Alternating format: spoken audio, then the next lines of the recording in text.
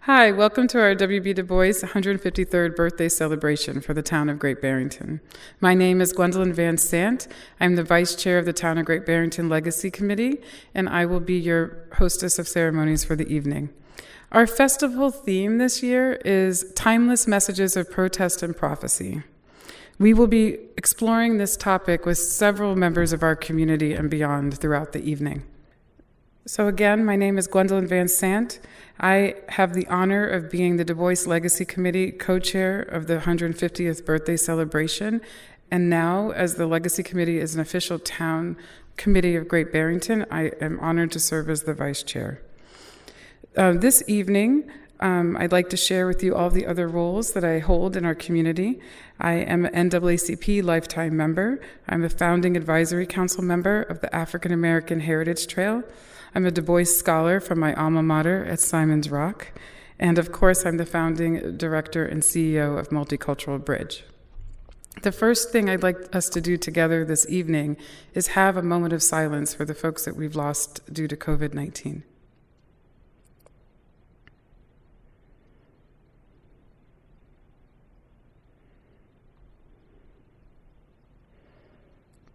Thank you. And we also, as a legacy committee, would like to honor two individuals who we've lost also from our Berkshire community that have contributed to the Du Bois legacy. One is one of our legacy committee members, Freka Voust, who passed this year on her 68th birthday, and then also Fritz Lord. The Du Bois Legacy Committee wants to take another moment to pause and honor Freka Voust Klein. She was a filmmaker, author, and correspondent for the Dutch media. Freka died at 68 this past year, and she was a valued member of the Du Bois Legacy Committee. Freka devoted her life to the pursuit of knowledge and justice and truth, and we want to hold her up for the work with Danny Klein in getting a Du Bois statue to memorialize Dr. Du Bois's legacy erected in Great Barrington in the upcoming years. Freka, thank you for being a partner, thank you for being a spark, and thank you for your work. I want you to know that we've worked really hard as a committee to uphold 4 principles of Dr. Du Bois. We know that Dr. Du Bois offered us a lifetime of learning, but as a committee, we have chosen to uphold 4 principles: progressive education, race equity, economic justice, and civil rights. We think a lot about the arc of activism and what activism was required of Dr. Du Bois in the early 1900s and what activism is required of us now in 2021. Dr. Du Bois gave us a life and legacy of work that informs all of the racial justice organizing that happens in Great Barrington today. Now I'm going to invite Randy Weinstein, or introduce you to Randy Weinstein. Randy Weinstein and I have known each other for quite some time. I came to the Berkshires, as I just said, to go to Simon's Rock, and I actually served in my teenage years as an intern at the Du Bois Center for Randy Weinstein. If you leap forward, Randy and I thought that it would be really important to help the town begin to honor Dr. Du Bois and have it at the center of its town commitments. We've been honored to be dubbed as the leaders of this work, and Randy, I have to say, has been an inspiration to me because he has stayed committed to lifting up Dr. Du Bois for all of these decades. Randy and I embody and exemplify what it takes for a white male and a black woman to be in racial justice work together and to reckon with the histories that we both bring forward. Randy, has been a steward of collaboration among the town and several community partners, so it's my honor to introduce Randy, the founder of the Du Bois Center. Greetings. I'm Randy Weinstein, chair of the Town of Great Barrington's W.E.B. Du Bois Legacy Committee. Welcome to this year's special birthday celebration. For February 23rd, 2021 is a historic day in the life of our community. On this day, the town of Great Barrington has etched into law a fitting, if long overdue, tribute to its native son, W.E.B. Du Bois.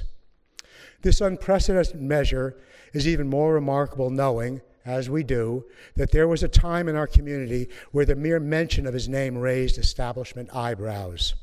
In fact, Dr. Du Bois was largely whitewashed from our local community and classrooms, a victim of the systematic racism that he spent his life fighting against. Change was hard, yet change was in the air. It came by way of those who marched to irreverent, or I should say reverent drums, Veteran and newcomer Du Boisians, fighters all, believed that civil rights, progressive education, economic justice, and racial equality were more than in vogue words on banners lining Main Street. W.E.B. Du Bois inspired them by his example. They inspire us by their examples. As the Reverend Esther Dozer liked to say, Dr. Du Bois lives in us. The truth is that Du Bois' birthday celebrations have occurred for decades in Great Barrington. Yet safe houses of commemoration, such as the former Clinton AME Zion Church, Macedonia Baptist Church, First Congregational Church, and the Du Bois Center that had stepped up, could step up only so far. It was necessary for a local government to defy historical precedent and begin reckoning with a past stained by deep-seated prejudices toward Dr. Du Bois. Change was hard, yet change was inevitable. During these times that have exposed grave injustices embedded in our democracy, the Great Barrington Select Board challenged those deep-seated prejudices toward Dr. Du Bois. Refusing to turn back time, board members Steve Bannon, Ed Abrams, Kate Burke, Bill Cook, and Lee Davis took a stand, voting their consciences in public. In the process, they unanimously established Great Barrington's W.E.B. Du Bois Legacy Committee, Indigenous Peoples Day, W.E.B. Du Bois' Legacy Award, and as of today, Du Bois Day. Reparative gifts to our community that will keep on giving. An official guardian of the Du Bois flame, Great Barrington may well be our nation's first municipality to appoint a committee charged with safeguarding the legacy of an unrepenting activist for freedom. It is also the first to officially designate annually February 23rd as W.E.B. Du Bois Legacy Day, or simply Du Bois Day. The Select Board envisioned it as a day of jubilee, where celebration and reflection would become part of the town's DNA. It's my privilege to introduce Steve Bannon, a colleague and friend for decades. I can't imagine how Great Barrington could manage without Steve, literally. Pulled in every conceivable direction, he has shown the patience of Job, a leader who has answers or can quickly find them. When Steve shared with me his resume of town experiences, I was bowled over. Simple math made things plain, years on each job combined. Between the Great Barrington Select Board, Berkshire Hills School Committee, and Great Barrington Rotary Committee, Steve has devoted some 75 years serving our community. Add to that Steve's numerous other affiliations, task forces, and memberships, including Great Barrington's Parks and Recreation, Cemetery, and Care Bear committees. On his steady watch, our middle school was renamed the W.E.B. Du Bois Regional Middle School, a long overdue tribute to a giant of an educator who was born, raised, and educated in Great Barrington. In short, Steve's imprint on our town is indelible. We're a better community because of him. True to form, when I spoke to Steve about introducing him, he responded, and I quote, "Keep it very short, please. This is about Du Bois, not me." And so it is. Gwendolyn Van Sant once told me her happy place was thinking about Du Bois. Perhaps it's also yours. William Edward Burkhart Du Bois was born February 23, 1868 in Great Barrington, Massachusetts. Du Bois was the first African-American to earn a doctorate at Harvard. He is one of the founders of the NAACP in 1909. Great Barrington has great pride in their native son, who is an accomplished author, sociologist, civil rights activist, and so much more. Last year, taking direction from overwhelming positive votes, the Berkshire Hills Regional School District School Committee renamed their middle school W.E.B. Du Bois Regional Middle School. And on January 11, 2021, the Great Barrington Select Board proclaimed February 23rd as Du Bois Day with the following proclamation. Whereas the town of Great Barrington recognizes that W.E.B. Du Bois was born, raised, and educated in Great Barrington, And whereas the town of Great Barrington honors W.E.B. Du Bois via road signs proclaiming the birthplace of W.E.B. Du Bois, supporting the W.E.B. Du Bois childhood home site, and naming the W.E.B. Du Bois Regional Middle School. And whereas the town of Great Barrington is charged to preserve and promote Great Barrington native W.E.B. Du Bois' legacy as a scholar and activist for freedom, civil rights, progressive education, economic justice, and racial equality. And whereas the town of Great Barrington recognizes February 23rd as the birthday of W.E.B. Du Bois, the premier architect of the civil rights movement. Now, therefore, be it resolved by the Select Board that the town of Great Barrington shall also recognize W.E.B. Du Bois Legacy Day, Du Bois Day, annually on February 23rd. Be it further resolved, the town of Great Barrington shall provide a town-sponsored program that celebrates W.E.B. Du Bois' life and legacy. Be it further resolved, the town of Great Barrington encourages businesses, organizations, and public entities to recognize Du Bois Day as a day of reflection and celebration. There have been many people who have worked so hard over the past few decades to encourage Great Barrington to recognize their native son. I'm so proud to say that recognition has finally happened. The Du Bois name is now synonymous with Great Barrington. Citizens all over the country, and I dare say the world, now hear the name Great Barrington, and they associate it with the birthplace of W.E.B. Du Bois. I am so proud to be a member of the Select Board and School Committee who have helped make this a reality. I want to thank those citizens who, with their persistence, remind us how proud we should be to have such an influential figure born here. Thank you. All right. Welcome, everyone. This is a really exciting moment for me. I'm Ben Doran. I'm the principal at the Du Bois Middle School as part of the Berkshire Hills Regional School District. And I'm here with Gwendolyn Hampton Van Sant, who is the CEO of Multicultural Bridge and a big organizer for the name change to the W.B. Du Bois Regional Middle School for us. So we have a bunch of students with us from our Anti-Defamation League World of Difference program who are going to ask some questions and do an interview for myself. And I'd like the students to introduce themselves. So if Annabelle, if you will start for us. Hi, I'm Annabelle, and I'm in 8th grade at W.E.B. Du Bois School. Hi, I'm Ember Rafestanger, and I'm in 7th grade.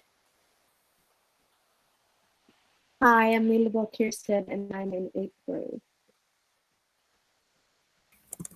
Hi, I'm Digby, and I'm in 7th grade. Hello, I'm Ariel Dominguez, and I'm an 8th grader at Du Bois Middle School. Hi, I'm Keely. I'm a 7th grader at W.E.D. Du Bois Middle School. Hi, I'm Lily Haskins Vaughn, and I'm in 8th grade. Great, thanks. So these students have been working with me for several years on the Anti-Defamation League's World of Difference program. It's an anti-bias, anti-hate, and very much pro-human program. They go in and work with their peers to teach about a lot of the ideals that actually go along a lot with Dr. Du Bois taught and tried to bring to the world and to our lives. So through our CREW program, it's our advisory program, students have developed a series of questions. So they're gonna ask them. We're gonna start off with Annabelle, and then Gwendolyn and I are gonna answer as best we can, and then and we'll see where we go from there. So Annabelle, take us away. Okay, so my question is, why was the name change for the middle school and not the other schools? All right, so I'll take that first, and then I'll have Principal Doran back me up. But in my view, the middle school, having had several middle schoolers go through, in 5th and 8th grade, there seemed to be a lot of focus on civil rights, and also through Ms. Cormier too, I think you all know. So it felt like a good place to focus, and because there had been prior discussions around the elementary school, it seemed like it was best to start fresh. And then my other reason is that Monument Mountain seems to have a real legacy and attachment to that school and attachment to the mountain. So we didn't want to, we wanted to preserve that. So. Yep. Yeah, and I'd agree with that. I don't think I have much more to add, but just that I'm pretty excited. And I was really excited when folks started talking about the middle school and the name change. Just Monument Valley is great, but there already was Monument Mountain. So I think it also distinguishes us a little more. So just in the schools. That's good. All right. Next question. My question is, were there any other people considered for changing the name? This effort was really about Dr. Du Bois, so it wasn't about, let's figure out which name to put on the school, but it was really, what are the important ways that W.E.B. Du Bois left a legacy? And because he cared so much about education, having his name on the school felt like one of the really right places to honor him. So it was more about that. Next question.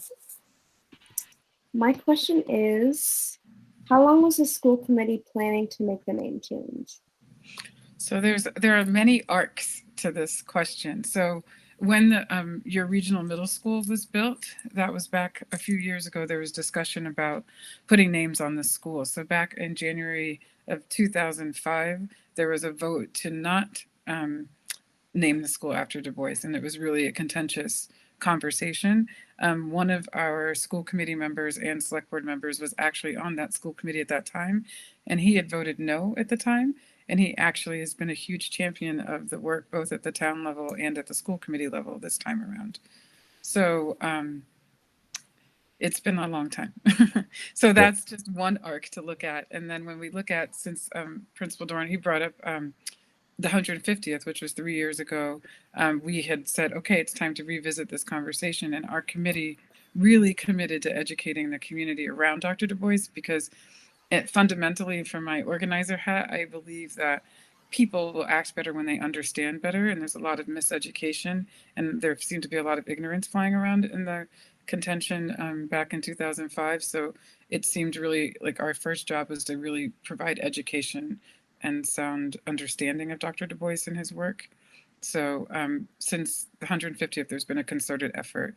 And then there was the actual, how will we get this vote to happen? And there was a lot of organizing through activists and allies that work with me through Bridge, and then also working alongside the committee to get all three towns to have enough information to vote positively about thinking the school should carry Dr. Du Bois's name. So there's been many, many arcs of activism all coming together to make this work. Yeah, and I'll add that I think I knew a little bit about Dr. Du Bois when I showed up about 10 years ago, but not really very much. And then finding out when I saw the signs driving into the town, which was, I think, a big effort back in the 1990s to get the birthplace of W.E.B. Du Bois signs and the entrances kind of on the roads, I became much more interested and really educated myself. And so the more I learned about his legacy and what he did and what he means to not just the African-American experience, but the whole multicultural experience of America, and holding us to our ideals, to me was really just, it made me feel really excited when we started talking about the 150th to celebrate, and then to bring the name change was just a really great moment for me as a principal. So good. Next question. My question is, what is the lasting significance and the effects of the Niagara Movement? Yes, you all have the best questions. This is one of my favorites. So the Niagara Movement is a movement co-founded by Dr. Du Bois, and it was really a conversation about economic justice for African Americans. There was another thought leader, Booker T. Washington, who was really fighting for vocational rights for African Americans and having really good trade jobs. And Dr. Du Bois brought in another perspective that there were really brilliant African Americans that really should be able to excel and thrive like others in our country. So Dr. Du Bois found other scholars, lawyers, and folks like that to meet up near Niagara Falls, Digby, and have the beginning of the Niagara Movement. And what they talked about a lot was economic justice, educational opportunities, African American intellectualism, and also at that time the right to vote. And you know that that's still a conversation and still a fight that we had to have this last election. So the legacy is strong and the work is still here for us. Next question. My question is, she wrote a romance novel. That seems out of character. What else did she write about in these novels? So the first thing I want to say is Dr. Du Bois was a prolific writer. I just can't imagine him at a typewriter. You know, we have computers, we're even well beyond word processors, but back in 1905, he hand wrote, and he wrote hundreds and hundreds and hundreds of pages. So he wrote poetry, he wrote prayers, He wrote nonfiction. Obviously, he did sociological research. I think, he was the kind of father of sociology and the first Black Harvard graduate. And so he also dabbled in romance novels. And the one thing I wanted to say to you all about this is that sometimes we have this habit of pinholing somebody in one box, but I bet you all like to do many things, right? And often you don't want to just be thought of as the identity that people see first, whether it's that you're a girl or, that you're a different ethnic groups, like you're many things, right? So I think Du Bois loved to write, and he loved to write about almost anything. And he was so smart, he just found ways to spread his message. So one of the books that I want to talk to you about today was The Quest of the Silver Fleece, and it had a protagonist named Blessed. His nickname was Bless, and it was a Black man, and this person was facing all of the bias and prejudice that comes along with racial discrimination, and actually how it shows up in our systems of government and economy. So even though it was a novel, there was a lot of truth to it, and it was a character working through the topics that Du Bois wrote about in also a nonfiction way. So I think he was first and foremost a writer. He used words to teach and educate and activate, and I think he did it in all ways, like through faith and through poetry and through novels and research. And he was also a huge fan of Black music. And actually, we did some work a few years ago with our choral teacher, Selma Reiner, did a whole exposition on that and some of the influences of Du Bois. So next question. Why did Dr. Du Bois become a socialist communist? What beliefs led him to do so? One of the books that I read that really influenced me in my understanding of your question is Black Reconstruction in America. And it's about the Civil War. And he does point out a lot of pieces about our capitalist society and how it should work and how it should have advantages for all people. But it didn't for Black people. And so part, I think, of the interest in socialism for him is just a way for the entire goods of the world and of our society to be given to everyone and not just some, and that capitalism could work, to be fair, but it doesn't. And so what do we need to do? So socialism, I think, was an interest to him as a way of doing that. And I think in particular, communism is just a kind of next step for him in socialism. And one of the pieces I've come across is that big advocate that Du Bois was in the early 20th century, the early 1900s. There was a lot of lynchings after the Reconstruction era against Black folk in the South and also around the country. And it was very hard to get Americans, white Americans, to really pay attention to that. It was hard to, as Black people, to get the actual lynchings and for folks to be responsible into courts. They wouldn't allow Black lawyers into courts. And a lot of white lawyers wouldn't represent Black folk at that time. And there was one group, the American Communist Party, who stood up just basically for civil rights for human beings, and didn't see Blacks or whites as any different, and really stood up. And I think there was a lot of interest on his part of why would this group of people stand up for us when other folks didn't. We've come a long way since that, which is great. And I think another piece is a kind of globalist perspective. He was really later in his life really took to Pan-Africanism and this kind of idea of a global community. And I think that he saw some connections there also through socialism and communism. All right, next question. Okay, so what changed between the first and second name change attempts? So that's, I always talk about in my training around cultural competence, there's many different perceptions. So if you asked everybody that's touched Du Bois's work, I think we would all have a different answer. So I'm just definitely giving you the Gwendolyn Van Sant perspective. I was really brought into the advocacy around Du Bois by Reverend Dozier, who's passed, but she was a real advocate for Dr. Du Bois, and she was the pastor of the AME Zion Church. So she's the one that brought me into a lot of this work. And I also, again, served on the advisory council of the African American Heritage Trail, and Du Bois's work was a big part of that initiative. And I just believe time was really important. I believe, again, access to education. I believe we learned from Du Bois that you can learn over time and change your mind. If you trail Dr. Du Bois in his work, he wasn't afraid of countering what he had written about before as he learned and as he became more of a global citizen.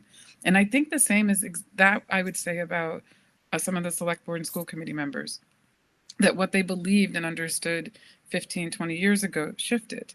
And I think that really made a difference. And also people that have persisted in educating that entire time, right? For decades and for this last bit. So I think there were many, many parts that came together, but community organizing, collective wisdom, sort of patience, and I think kindness. I don't think that we were practicing civil dialogue the last time. And one of my major commitments in any diversity and racial justice work I do is that we respect all humanity and that there isn't name calling and shutting people down and character assassination, but that we really listen. So we, as a committee, we went and listened to people that were against it, and we sat and we had dinner and we listened to the values of the people that were against it, and we talked about our perspectives, and it wasn't to sway, but it was to really understand each other. And I do believe that that approach that we held strong through bridge activism and also through the committee work made a huge difference. So that's my perspective on it. So good afternoon, gentlemen. My name is AJ Anchel. I'm a District Aide for State Senator Adam Hines. I formerly was the co-chair for Multicultural Bridge. I am on the NAACP Executive Committee, and I am one of the co-founders of the Berkshire Black Economic Council. And I am also a new dad. And so I look forward to interviewing you all. I look forward to getting to know you all. And without any further ado, let's get to it. So please introduce yourselves and the school you attend. My name is Wesley Hampton Van Zant, and I go to Du Bois Middle School. My name is Jaden Micah Sellerby, and I go to Du Bois Middle School. When did you first learn about Du Bois? I learned about it at my mom's organization at the Bridge Summer Program. Yeah, I agree with Wes. We didn't learn much about it in school. Okay. Well, what's one thing you want folks to know about Du Bois? He formed the NAACP.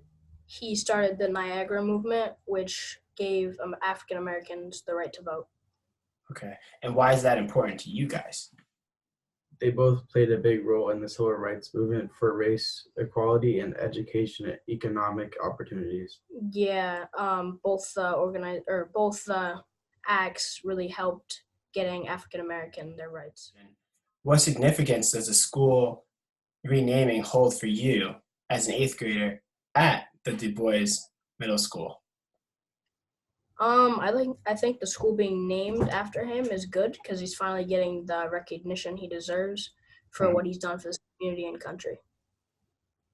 And also, he was born in this town, and he was one of the most influential people coming out of Great Barrington and Berkshire County with the long-lasting impact. Great Barrington has made Du Bois Day in his honor an official holiday on his birthday. What do you think that will mean for kids growing up here in Great Barrington?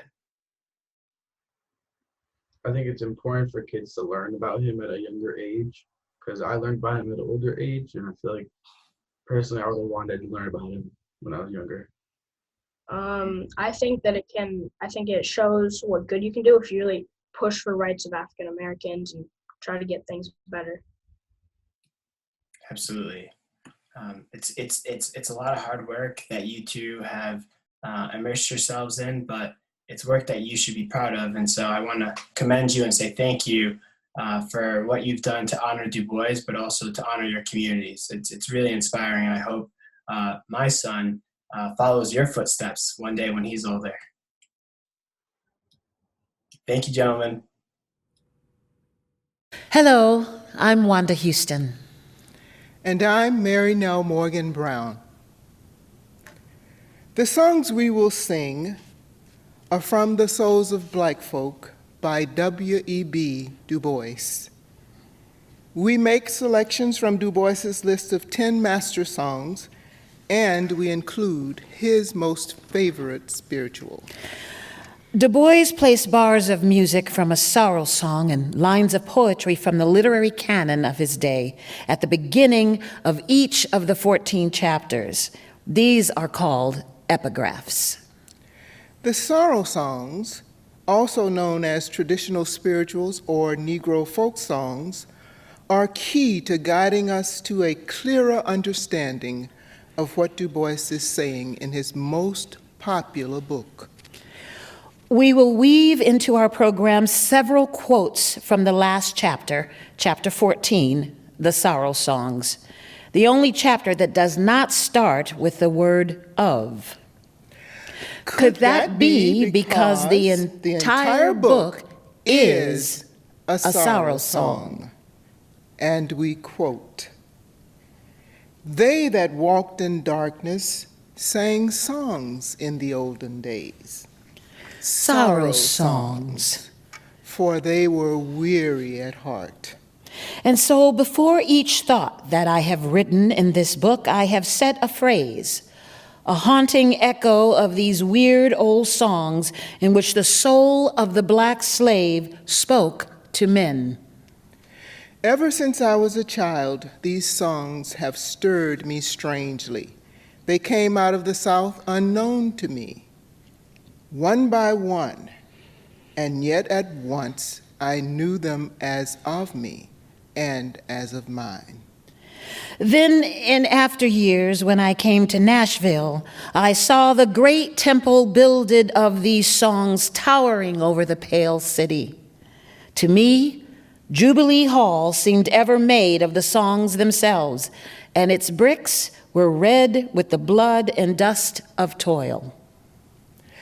Out of them rose for me every morning, noon, and night bursts of wonderful melody, full of the voices of my brothers and sisters, full of the voices of the past. When the United States refused to fulfill its promises of land to the freedmen, a brigadier general went down to the Sea Islands to carry the news.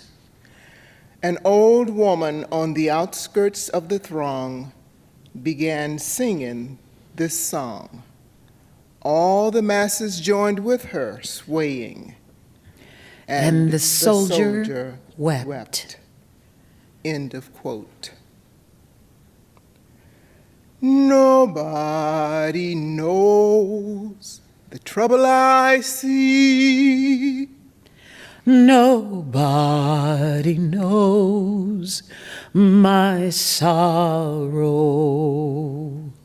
Nobody knows the trouble I see. Glory, hallelujah.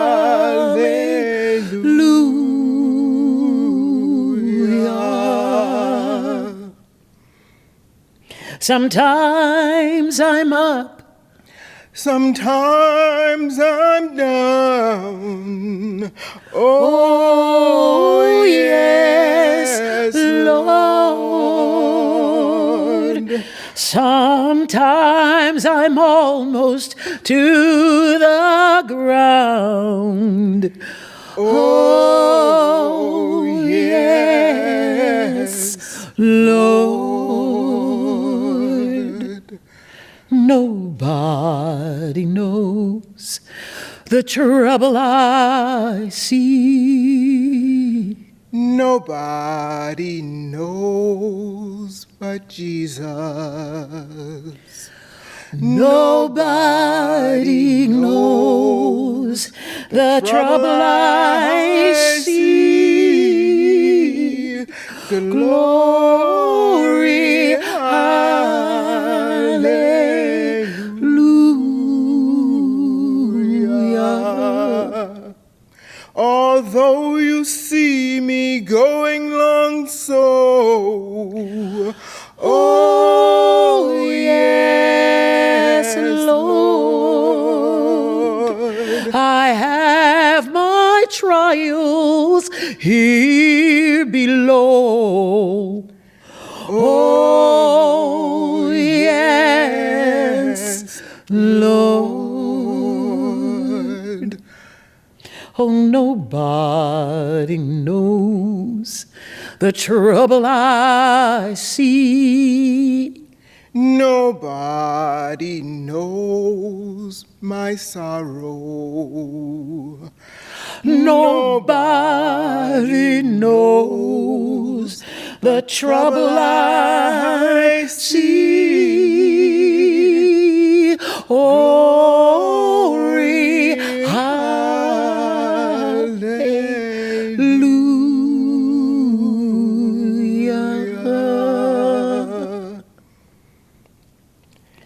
quoting Du Bois, who asks, "What are these songs, and what do they mean?" I know little of music and can say nothing in technical phrase, but I know something of men, and knowing them, I know that these songs are the articulate message of the slave to the world. They tell us in these eager days that life was joyous to the black slave, careless and happy. I can easily believe this of some, of many, but not all. They are the music of an unhappy people, of the children of disappointment. They tell of death and suffering and unvoiced longing toward a truer world. The songs are indeed the siftings of centuries. The music is far more ancient than the words. End of quote. Swing low, sweet chariot, coming for to carry me home. Swing low, swing low, sweet chariot, coming for to carry me home. I looked over Jordan, and what did I see? Coming for to carry me home.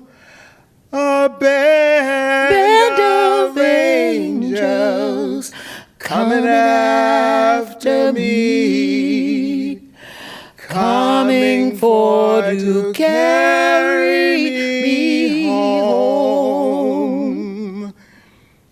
If you get there before I do, coming for to carry me home. Tell all my friends I'm coming too, coming for to carry me home.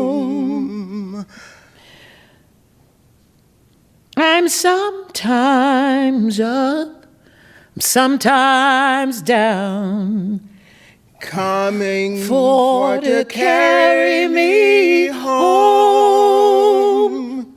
But still my soul is heaven bound, coming for to carry me home.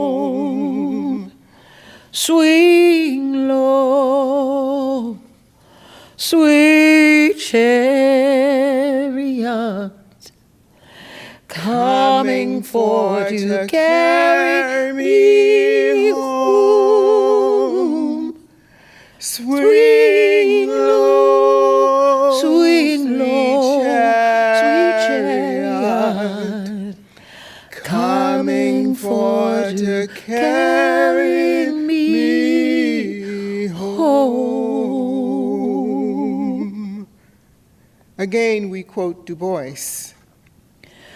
Through all the sorrow songs, there breathes a hope, a faith in the ultimate justice of things. The minor cadences of despair change often to triumph and calm confidence. Sometimes it is faith in life, sometimes it is faith in death. Sometimes assurance of boundless justice in some fair world beyond. But whichever it is, the meaning is always clear. That sometime, somewhere, men will judge men by their souls and not by their skins. Is such a hope justified? Do the sorrow songs sing true? End of quote.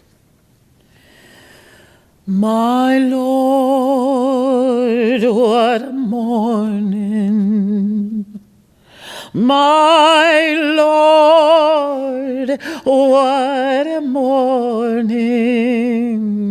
My Lord, what a morning.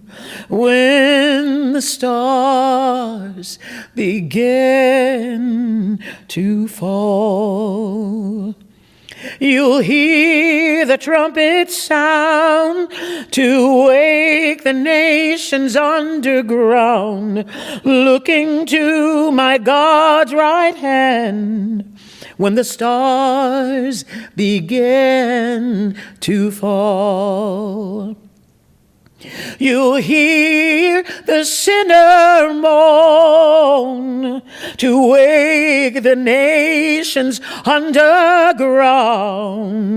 looking to my God's right hand when the stars begin to fall.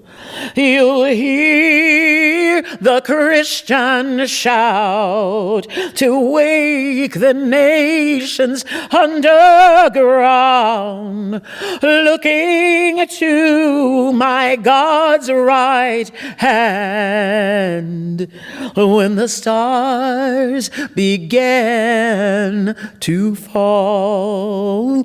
Oh, my Lord, what a morning. My Lord, what a morning. My Lord, what a morning.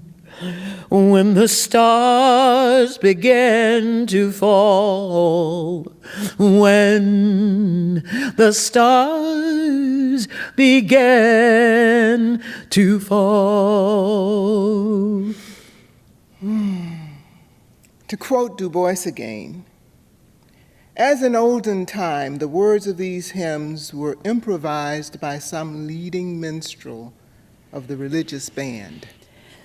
The circumstances of the gathering, however, the rhythm of the songs, and the limitations of allowable thought confined the poetry for the most part to single or double lines, and they seldom were expanded to quatrains or longer tells.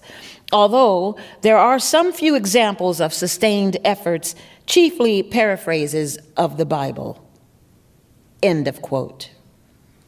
For Du Bois, Roll, Jordan, Roll is a song of many waters, one that he considered to be number 4 of the 10 master songs.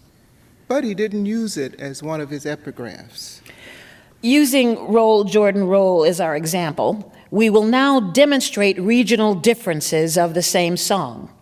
I will sing a version that was performed by Topsy Chapman in 12 Years a Slave, the movie that was based on the true story of Solomon Northup, and what you might have heard in my church out of Chicago, Illinois. Like this, it goes like this.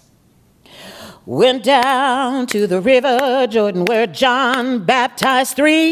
When I walked to the devil in hell saying John ain't baptized me. I say roll, Jordan, roll. Roll, Jordan, roll.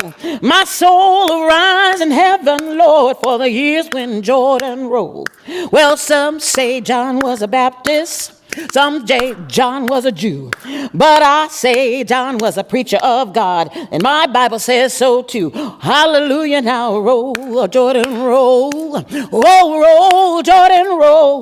My soul arise in heaven, Lord, for the year when Jordan roll. I have used the melody of Roll, Jordan, Roll to write a song about my experience of wading in the Bani, B-A-N-I, river, and the Niger River when I traveled to Nigeria several decades ago. I will start with the song as I learned it as a child and as I very well might have heard it in my mother's womb. Then I will move to the words that I wrote after my trip to Lagos, Nigeria in West Africa. Roll, Jordan, roll, roll, Jordan, roll. I want to go to heaven when I die to hear old Jordan roll. My mother, you ought to go there. Yes, my Lord. You'll be sitting in the kingdom when the mighty river roll. Roll, Jordan, roll, roll, Jordan, roll. I want to go to heaven when I die to see that river roll. And then you continue the songs naming members of your family and the community, the preacher, the teacher.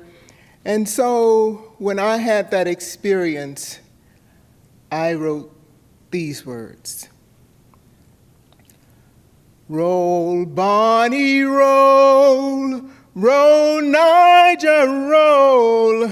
You have to go home to Africa to see those rivers roll. My father, you ought to go there. Yes, my Lord. You'll be sitting in the kingdom when those mighty rivers roll. Roll, Bonnie, roll, roll, Niger, roll. You have to go home to Africa to see those rivers roll. Roll, Bonnie, roll, roll, Niger, roll.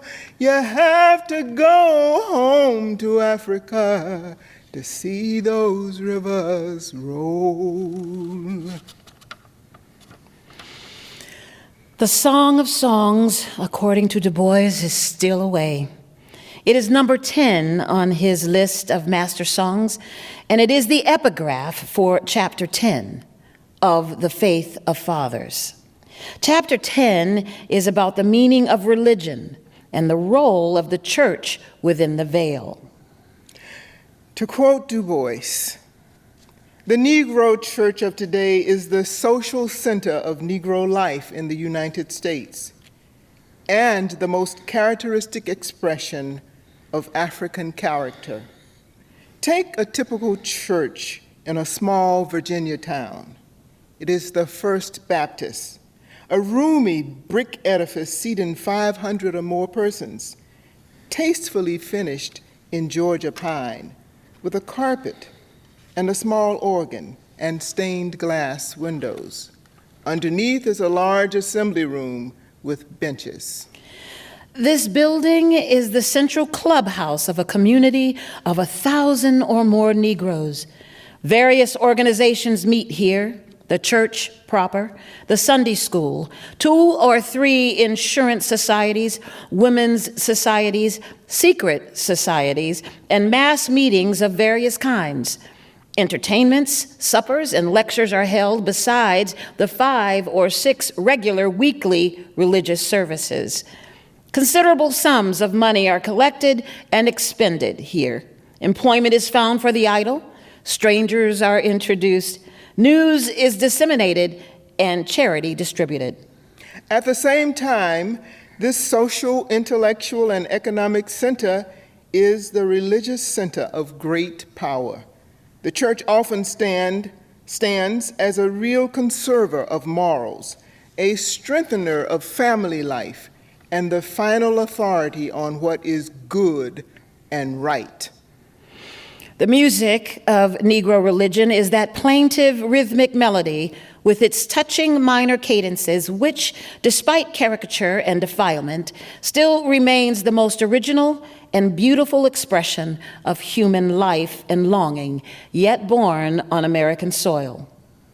Sprung from the African forests, it became the one true expression of a people's sorrow, despair, and hope. End of quote. Steal away, steal away, steal away to Jesus. Steal away, steal away.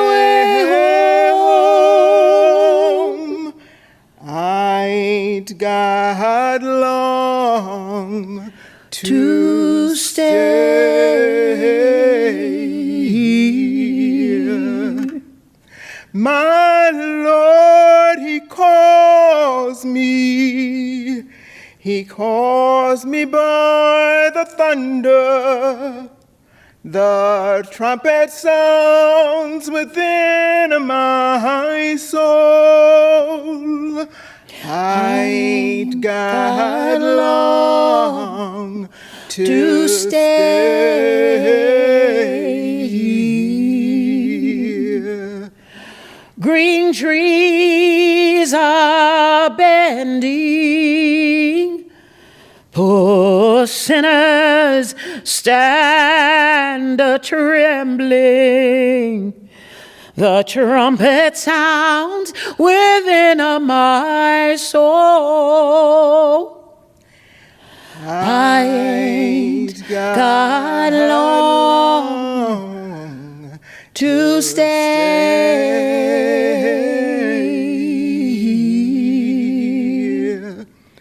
Steal away, steal away, steal away to Jesus.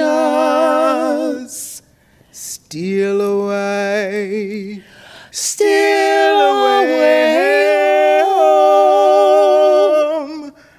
I ain't got long to stay here.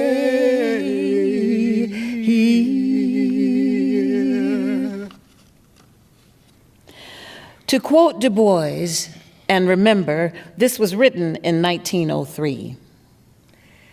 The silently growing assumption of this age is that the probation of races is past. Such an assumption is the arrogance of peoples irreverent towards time and ignorant of the deeds of men. So woefully unorganized is sociological knowledge that the meaning of progress, the meaning of swift and slow in human doing, and the limits of human perfectibility are veiled, unanswered thinkses on the shores of science. Your country? How came it yours? Before the pilgrims landed, we were here. Here we have brought our three gifts and mingled them with yours, a gift of story and song, soft, stirring melody in an ill-harmonized and unmelodious land, the gift of sweat and brawn, to beat back the wilderness, conquer the soil, and lay the foundations of this vast economic empire. And the third, a gift of the Spirit. Around us, the history of the land has centered for thrice 100 years, and we have found peace only in the altars of God, of the God of right. Actively, we have woven ourselves with the very warp and woof of this nation, and generation after generation have pleaded with a headstrong, careless people to despise not justice, mercy, and truth, lest the nation be smitten with a curse. Our song, our toil, our cheer, and warning have been given to this nation in blood brotherhood and sisterhood. Are not these gifts worth the giving? Is not this work and striving?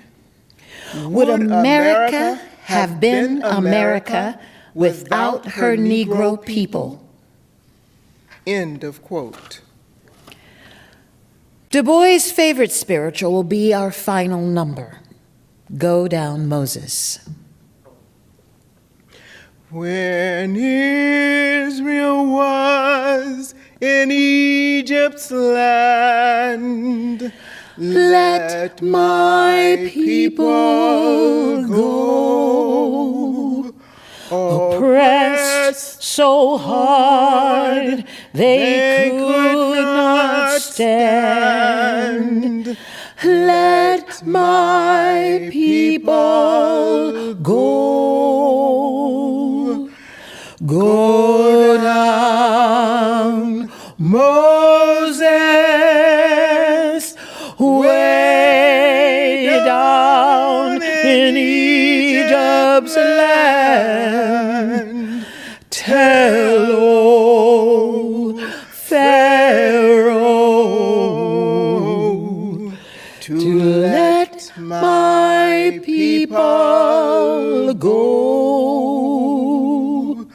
Thus saith the Lord, bold Moses said, let my people go.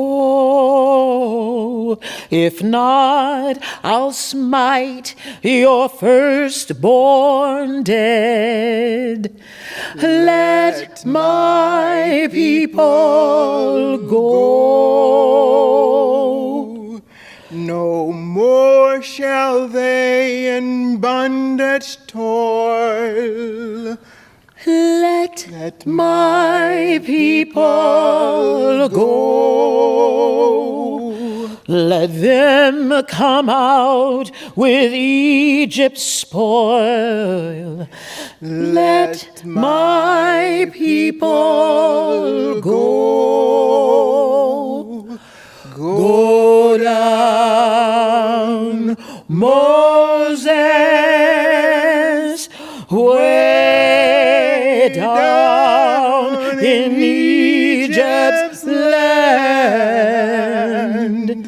Tell old Pharaoh to let my people go.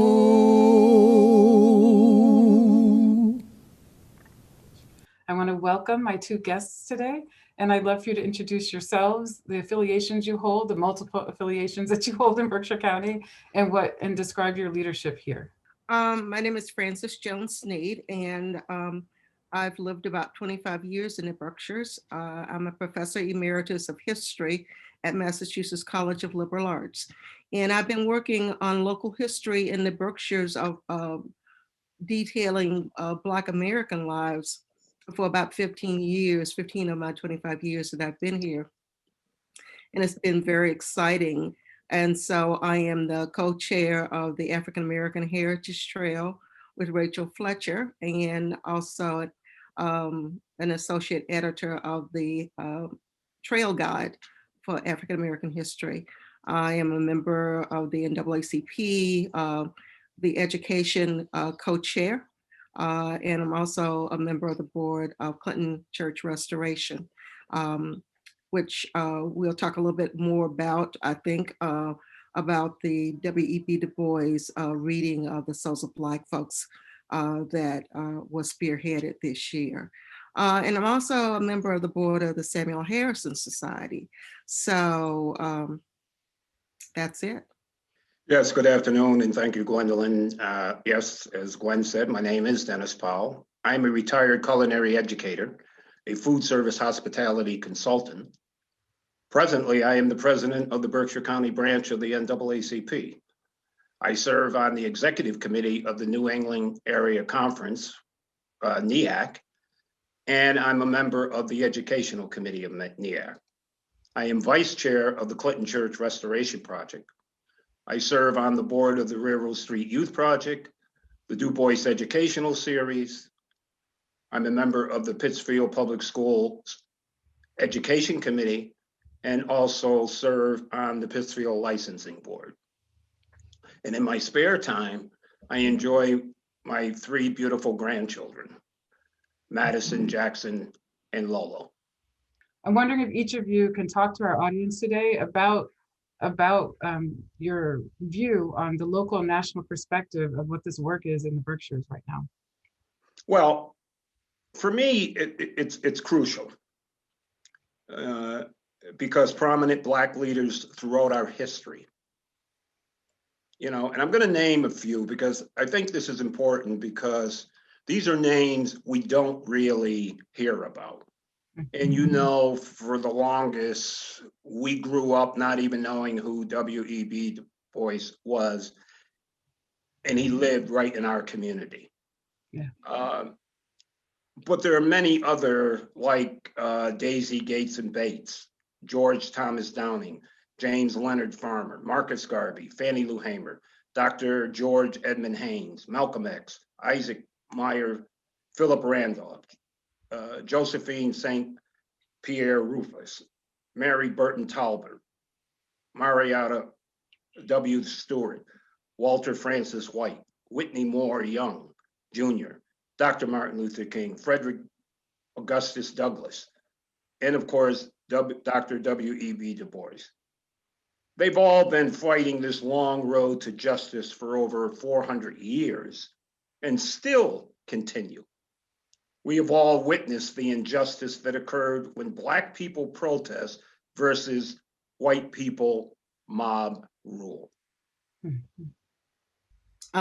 What the Clinton Church Restoration has been doing is taking The Souls of Black Folks, the classic book written by Du Bois in 1903, and inviting Black scholars to come on board and talk about each chapter. So we have 14 weeks of talking about the souls of Black folk with scholars from all over the United States.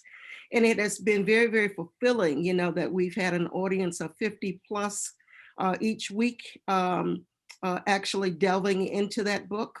And it's something that I had been wanting to do a long time. And I think that this is setting the stage for Clinton Church Restoration, and what we ultimately want to do is to start an African American Heritage Center, which centers Du Bois and other African Americans from the Berkshires. Because Du Bois, of course, is our best known African American, but one that is little known by most residents of the Berkshires. But then we have Samuel Harrison in Pittsfield, who was a chaplain of the Massachusetts 54th. We have James Weldon Johnson, who had a summer home down in Great Barrington. And so the person who wrote the Black National Anthem, you know, spent the summers in the Berkshires. We have Elizabeth Freeman, called Mom Beck, who sued for her freedom before the Constitution of Massachusetts was ratified and won. And then we had James Vanderzee from Lenox, who was the photographer for the Harlem Renaissance. Agrippa Hall, who was participated in the Revolutionary War with the Polish general, Thaddeus Kosciuszko. And those names kind of go on and on and on, because of course we have the second Black woman, Stephanie Wilson from Pittsfield, who went up in the NASA space rocket and is about to do it again, you know, in 2022. So all of those luminaries, all of those Black folks that we can kind of name are just the tip of the iceberg of the people that we can name. And so starting with W.E.B. Du Bois, if we can get him recognized, and especially into the school systems where students will be able to know him, then we can also get the others known. And kind of my goal is to look at the curriculum and to change the curriculum in Berkshire County for Berkshire County students, so that they know the full history of the Berkshires and not just the history that has been written. As the president of our Berkshire County branch at NAACP, can you talk a little bit about the correlation there with Dr. Du Bois? Yeah, let's, you know, we have Dr. Du Bois to thank for the fact that the NAACP, one of the oldest civil rights organizations, is still thriving today. He was one of the founding fathers, and it just showed where his mind was and how important he knew this work was going to be. And what I'm so amazed about Dr. Du Bois, and especially the education that I've received from Dr. Francis Jones Sneed with this lecture series, is it's like he knew we were going to be in this place and time that we're faced with right now. Because he addresses this. That's the genius of who he was. So for me and for the NAACP, it was important for us that once we rediscovered Du Bois, that it was important, how do we keep his name forever present? Mm-hmm. So we established the W.E.B. Du Bois Freedom Fund Award. Yeah. We give out, we had two missions here. We wanted to recognize and bring forth, as Francis was saying, other luminaries in our history. Mm-hmm. So one way we've done that is we try to find people within our community whose work sort of mirrors the work of someone in our history. Mm-hmm. So those awards we give out only once, like we've given out the Shirley Chisholm Award to Queen Mother Mabel Hamilton, yes. Who is the matriarch of our community. Yeah. So she's the only one that will ever receive that award. That's we good. Gave the Mary McClune Bethune Award to Shirley Edgerton. Yeah. You know, because of her work in education and work with young women, putting them on the right path and to giving them that rites of passage as they're developing. But the only award we decided that we would give out on an annual basis is the W.E.B. Du Bois Award. And we do that so that we will forever keep his name present in our community. So the two big things in Great Barrington this year was the final posting of this name. The vote happened last year. But also the town of Great Barrington in January voted to consider Du Bois's birthday Du Bois Day and make it a holiday for the town. So that's been sanctioned by proclamation by the select board. So I'm wondering if you can sort of reflect on what does that mean very specifically for our local Berkshire Black community and also the Berkshire community at large. I think that it means that this is a beginning. Mm-hmm. That indeed, I think that every Black citizen in the Berkshires, whether they live in Great Barrington or not, is very proud to know that W.E.B. Du Bois's name is now on a public school. And I think he would smile because of his interest in education. I mean, that was what he was really, really interested in. And taking a day, recognizing a day as Du Bois's Day, I think is another another path that that we are very pleased with.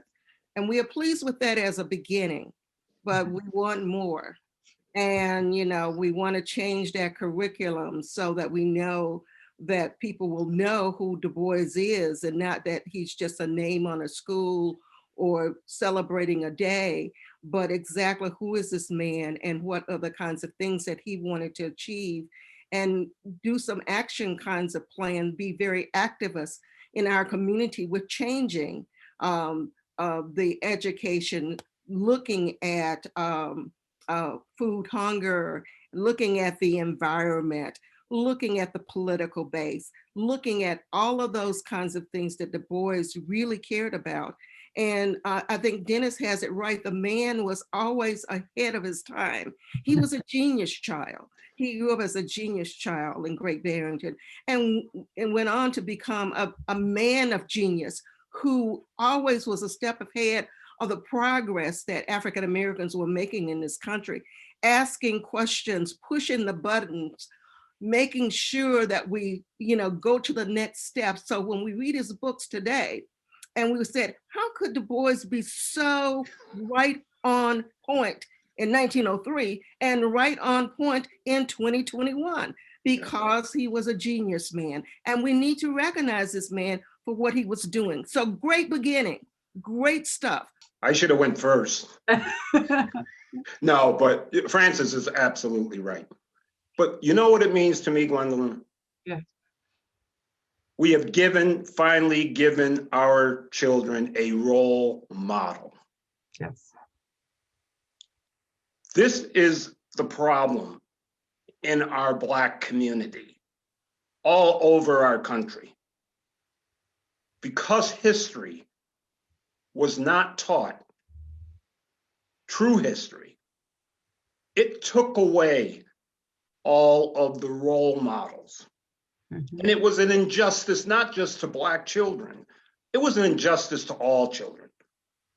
I mean, if white young girls and boys grew up knowing the contribution of Black people, other than slaves, dope dealers, and criminals, where would we be as a world today?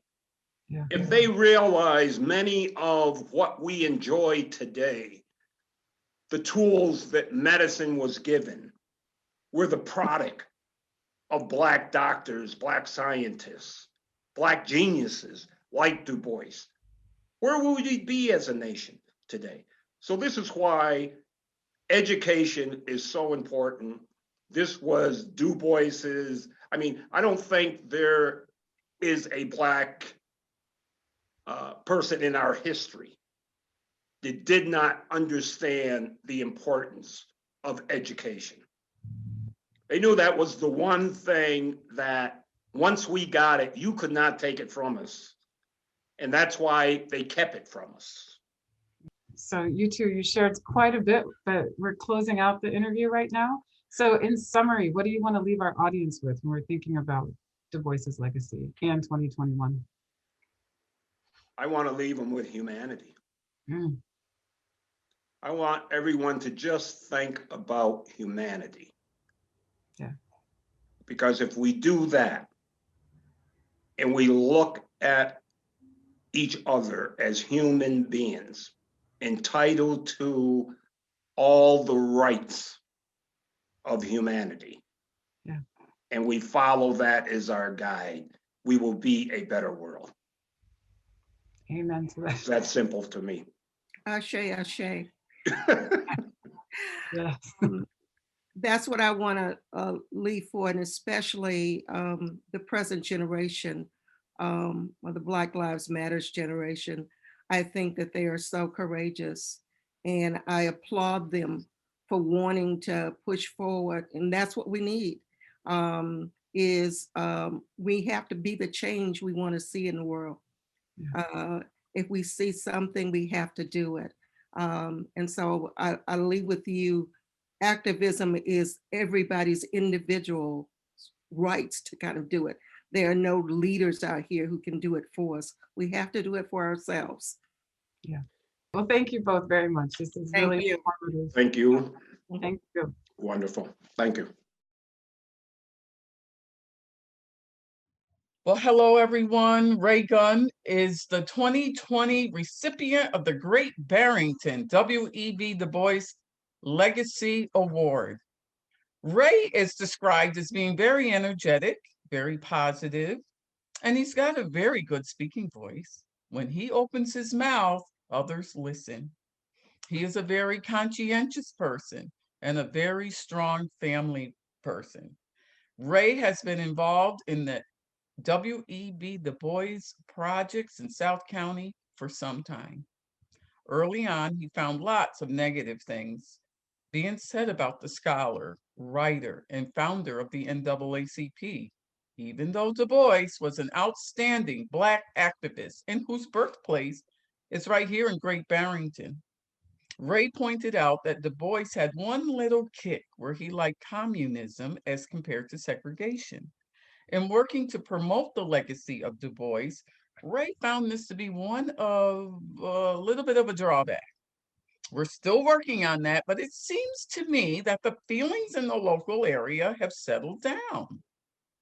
A lot more people are in favor of recognizing the gifts of Du Bois that he gave to Great Barrington, not the least of which he was fighting for justice for all people. One proof of this was the naming of the middle school in Great Barrington, where it is now named W.E.B. Du Bois Regional Middle School. Many years of trying to get the school named after Du Bois was finally put to a vote, and the school board unanimously voted to rename the school And what a thrill that was for all attending that meeting. And may I add, he is also a member of the NAACP Berkshire County branch.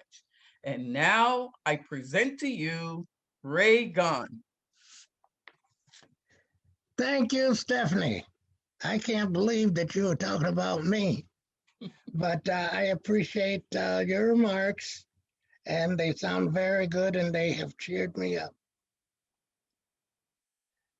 My thanks and deep appreciation for this honor, which the Du Bois Legacy Committee has given me at this time.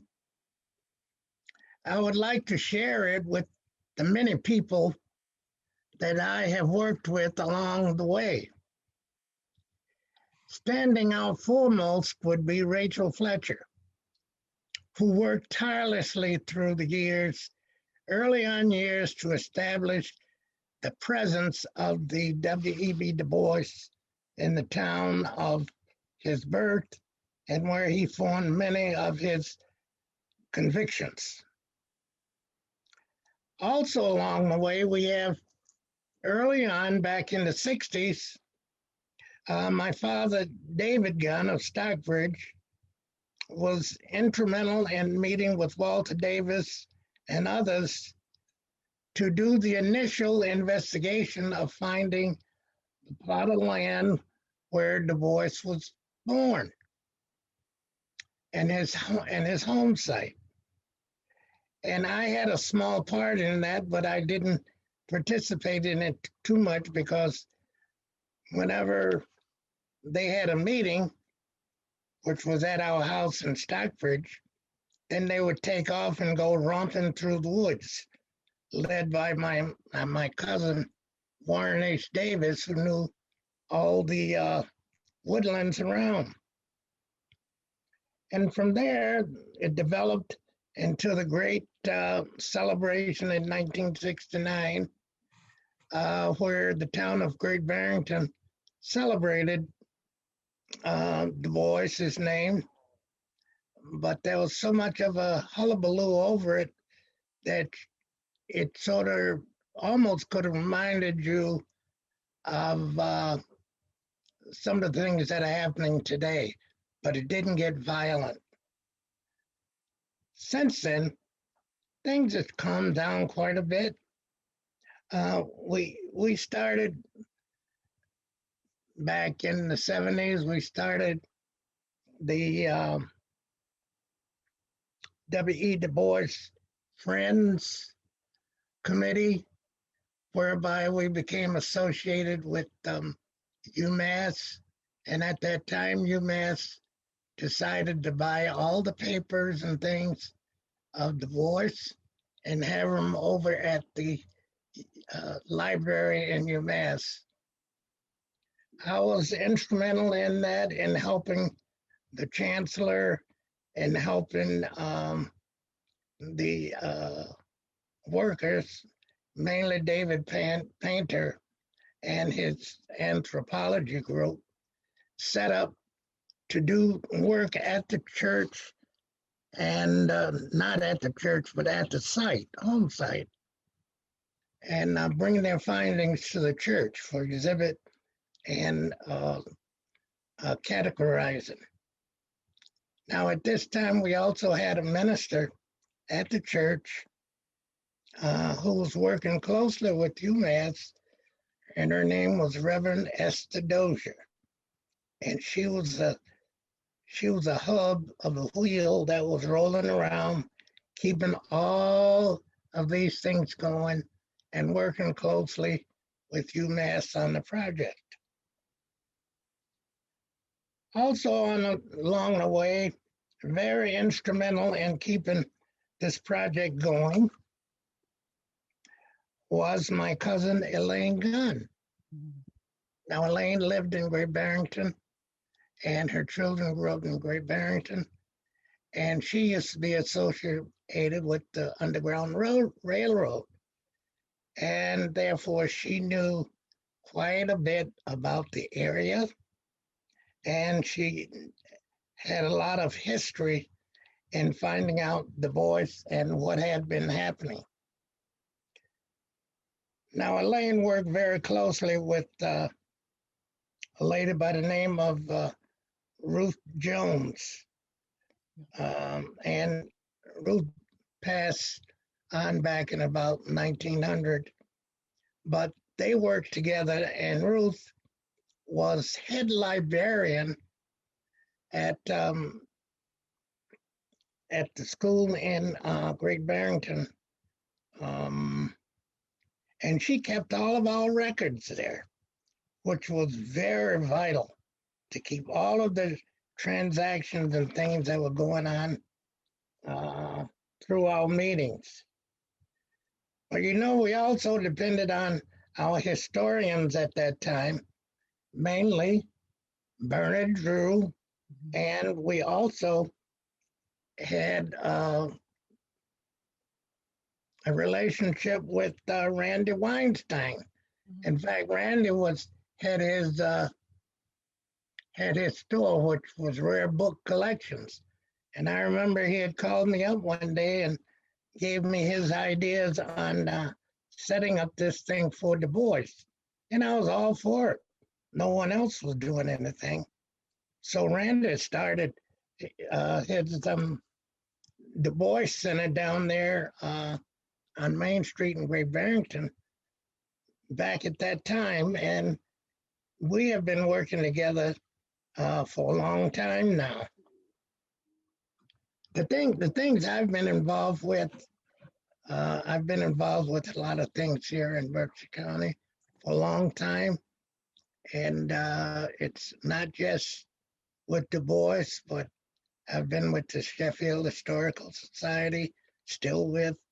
I've been with the Great Barrington Lions Club and the Clinton AME Zion Church, which is now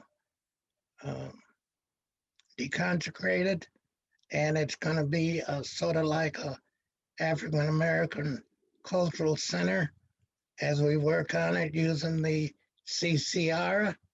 And we're doing a lot of work, having a lot of hold-ups, setbacks, but it's one of those things. It's a tough task, expensive task, but we're going to do it.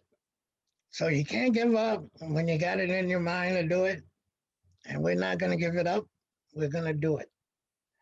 One other thing, too, my wife has been along with me, my wife Cora, and we had told Reverend Esther Dozier back in 2004, when we were heavily involved in setting up the Du Bois thing with the church and with UMass.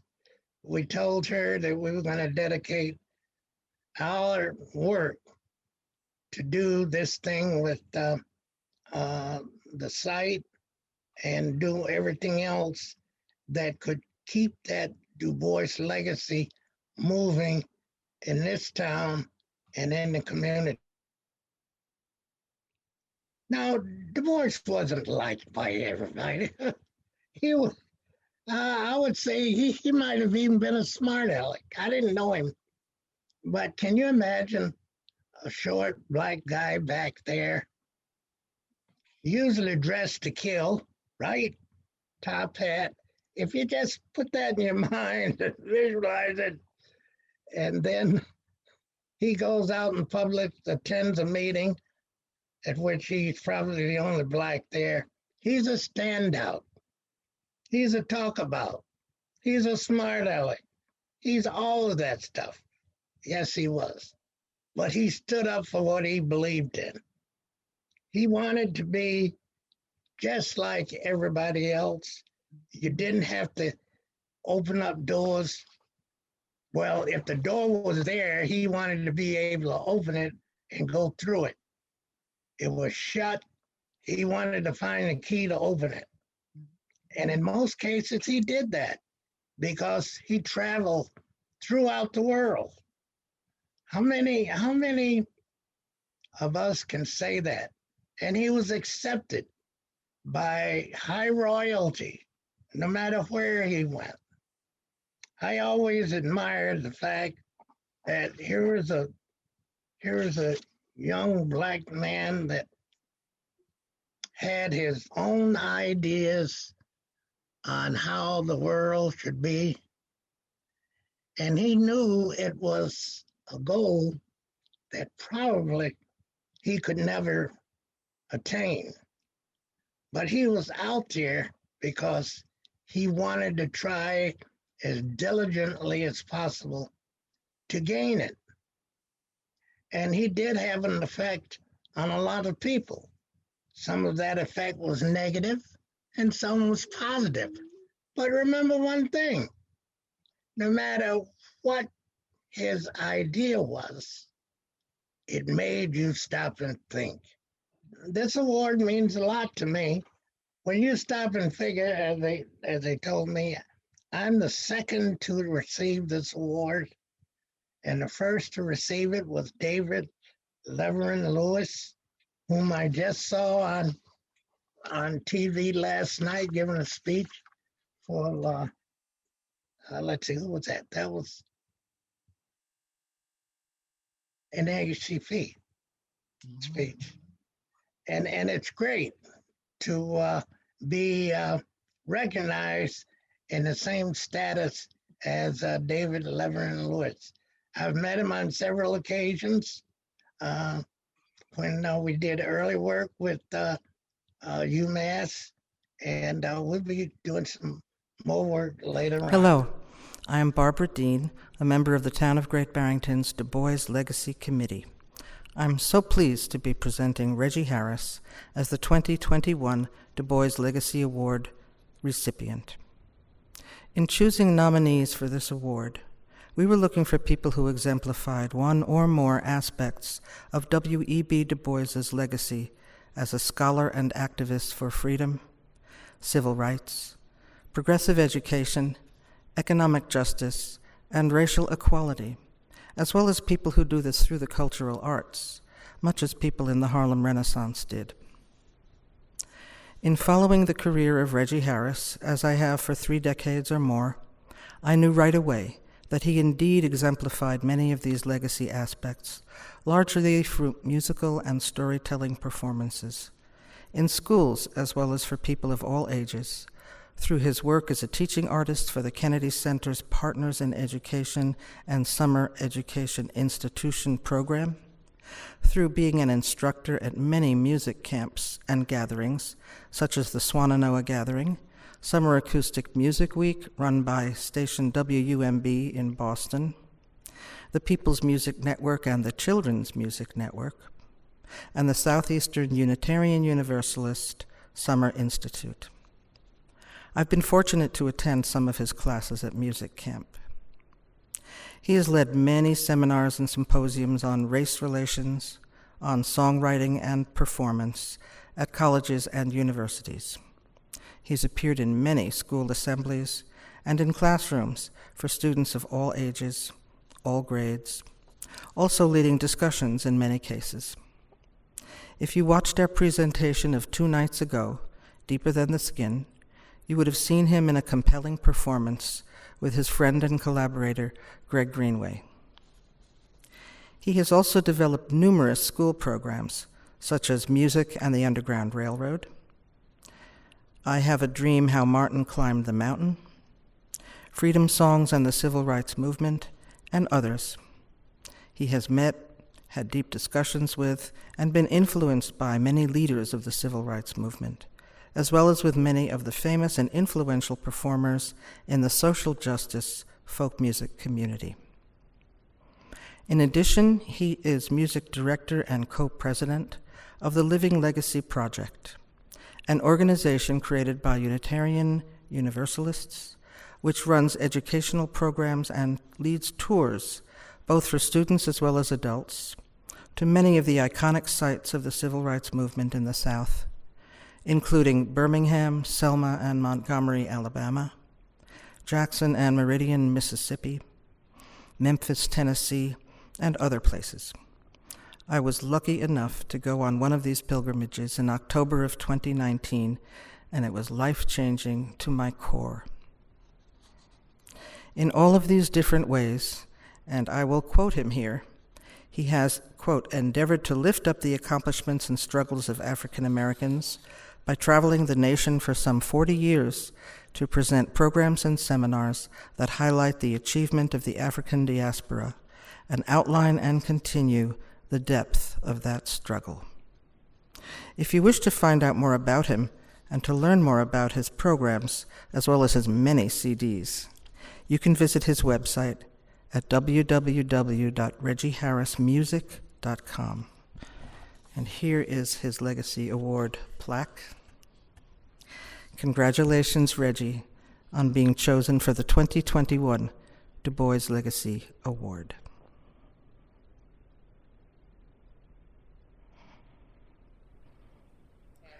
Thank you, Barbara Dean, for that extraordinary introduction. Ain't gonna let nobody turn me round, turn me round, turn me round. Ain't gonna let nobody turn me round. I'm gonna keep on a-walking, keep on a-talking, marching up the freedom land. I am so deeply honored to be talking to you tonight as the recipient of this year's W.E.B. Du Bois Legacy Award. I'd like to give a very heartfelt thanks to the town of Great Barrington, to the Great Barrington W.E.B. Du Bois Legacy Committee, and to all who have showered me with this honor. I will have to admit that when I received notice that I'd been nominated, I took that as an award. I don't get many awards, and in some ways, that is the point. I focused my life of music and story and education on getting the job done, getting the work done in the spirit of the amazing W.E.B. Du Bois and all of those who are my elders, who taught me what it is to persevere. I will tell you that I did not really hear about Dr. Du Bois in high school or even in my first years of college, which points up how powerful his message was, that our society resisted teaching it in the schools where I grew up. And yet, his example of education and research and determination, of perseverance and of supporting the idea that working hard for peace and freedom and justice is in many ways its own reward. And so I, as a recipient of this award, would like to say thank you. Thank you for honoring the work that I have done in education, the work that I do as a musician and as a storyteller, as a cultural ambassador. I take what I do seriously because the people who grounded me in this work took their mission seriously.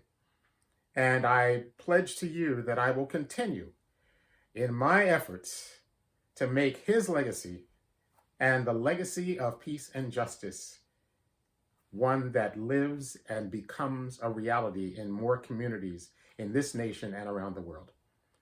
Thank you so much, and I am so deeply moved. And that song, Ain't Gonna Let Nobody Turn Me Around, well, it breathes and gets born again and again in my life. I leave you with this as part of my legacy.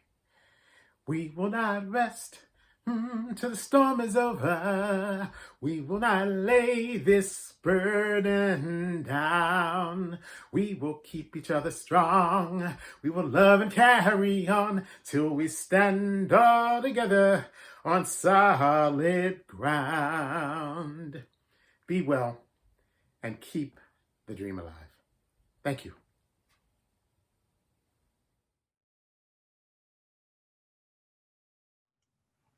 All right. Hello, everyone. I'm going to ask you a few questions about Dr. Du Bois's 153rd birthday and all the happenings around his legacy in this last year. So first, I'm going to ask you each to introduce yourselves and your relationship to Dr. William Edward Burkhart Du Bois. Yes, I'm Jeffrey Allen Peck. I am the youngest of 4 great-grandchildren.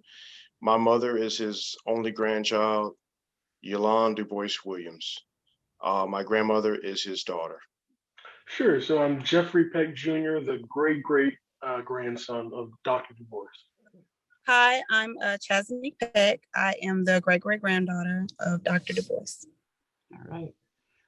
So thank you all for being here and having this conversation. We're doing a hybrid presentation for his birthday just to keep safe around COVID. So it's nice to be able to connect with you over Zoom. 2020 has been a really phenomenal year in the honor of Du Bois's legacy and kind of carrying the torch forward that people over the last few decades have been working on in Berkshire County.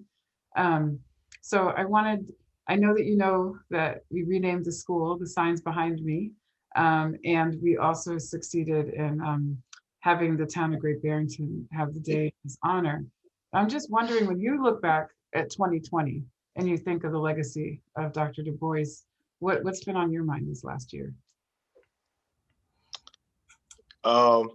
Yes, 2020 was a phenomenal year for Du Bois's legacy. When I look back at it, I think about my first visit to Great Barrington and having conversations with some committee members, and we talked about possibly having his name on the school. And I remember many of them saying this could be a 15 or 20 year process. And I thought, wow, that long. And they said, yeah, we just don't know if the mindset of the city or the town is changed enough for it to happen. And then I get a call, and next thing you know, I'm on a Zoom call with the school board, and next thing you know, they're approving it, and I'm like, wow, and I'm pinching myself. So I think it's just phenomenal. And then now hearing that his birthday is going to be recognized as a holiday in his hometown is a double pinch me. So I'm excited. I just don't know what to say. So for you, what's the significance of this being on the middle school? The significance of the school, I think I'm gonna, speak to. I kind of feel like I said earlier, with everything going on the way that it has been, I just believe that names have meaning, and the names that we put on public property it's almost like a legacy that's going on. It's a lot of people that are very undeserving of a lot of those names. And being in Texas, I kind of get to see that more than anything. So I'm just super excited that his legacy somewhat gets to live on past that through these names and through being able to see it, especially with everything that, he stood for. He stood for education. So even now, I'm able to afford that, even be able to get my PhD. Mm-hmm. So I'm just super excited about it. And my grandma was super happy about it as well. So I'm super appreciative of it. And then moving into that, we just had the select board this year vote to have February 25th recognized as a holiday for town on February. And what was really exciting is I just got off the phone with the middle school principal, and they're doing a whole day in his honor on his birthday, and that will become a tradition in the school. So what do you think about that, having an actual holiday? Yeah, pretty much echoing everyone else's thoughts. The holiday, I hope, other than it just being a town thing, I hope the country also considers it a national holiday, because I really feel like Du Bois is not considered in the exact same limelight as our other civil rights activists and authors and writers and thinkers and so on and so forth. So yeah, I'm really hoping that hopefully within the next few decades.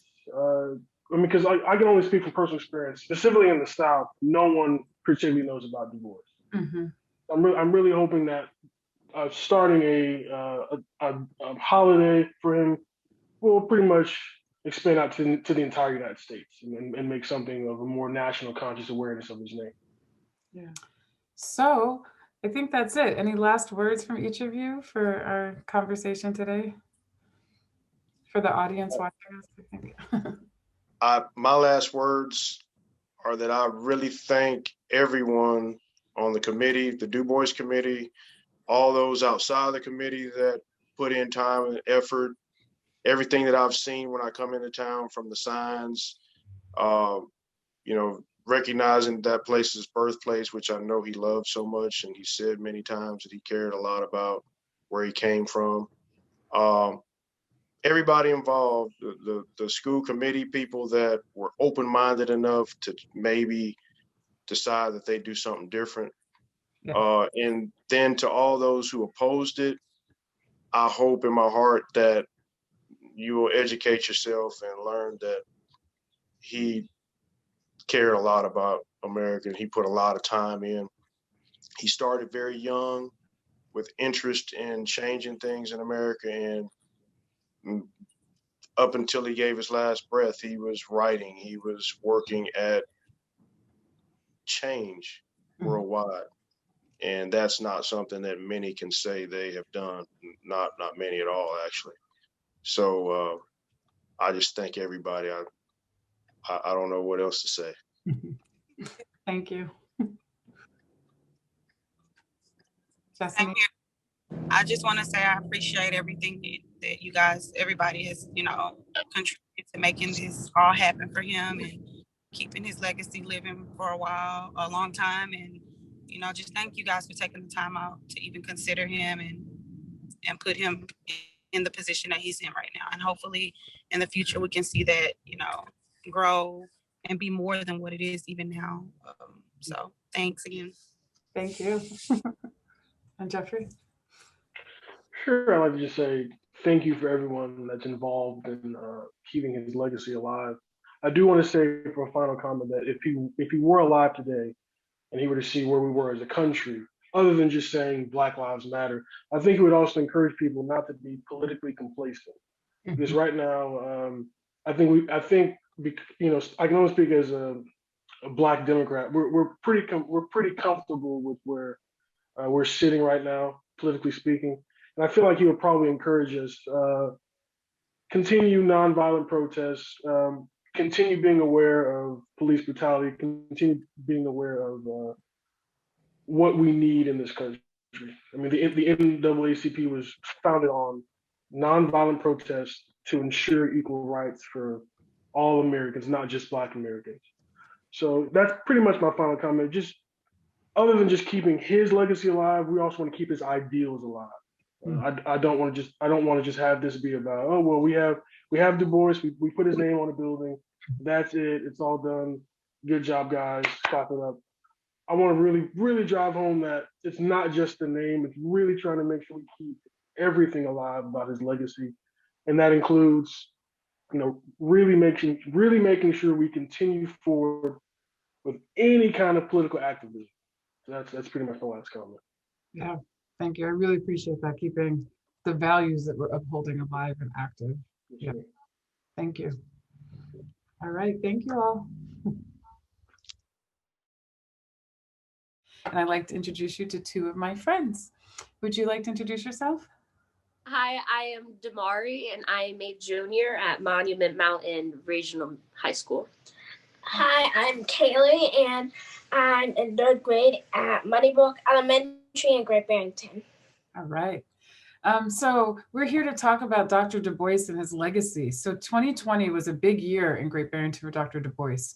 Can you tell us first when and where did you first learn about him? My first time hearing of his name was at Happiness Toolbox Summer Camp ran by Bridge back in 2017. My first time hearing it was in the same place and same year as the Murray. All right, thank you. And what would you tell people stood out the most about Dr. Du Bois? What did you learn about him?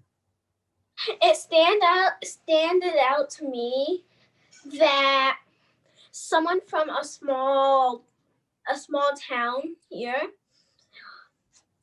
co-founded by the NAACP. It stood out to me that he came from this very small town. He went away to further his education and to learn more, but then he also came back to spread his knowledge with people of his hometown. Yeah, it's really important. I mean, that's why we fly the banners about racial equity, economic justice, education, and civil rights, because he stood for all those values and spread it not only back in his hometown here, but across the world.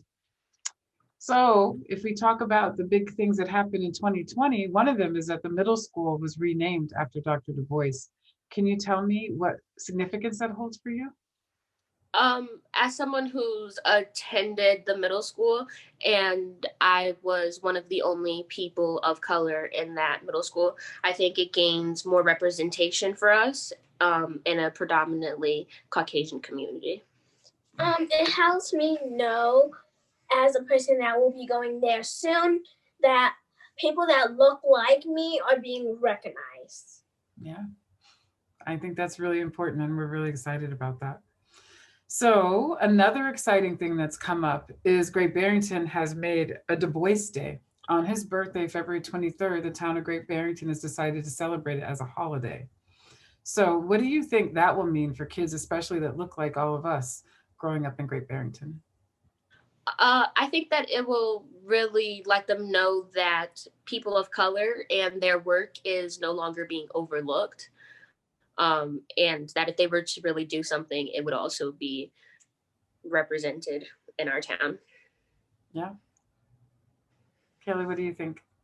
I think it helps us, people of color, know that we aren't being judged on the base skin of our color, but just knowing that people respect us. Mm-hmm. And they know we aren't trying to hurt anyone. We are just normal people that just have a different skin tone than others. Yeah. So. Thank you.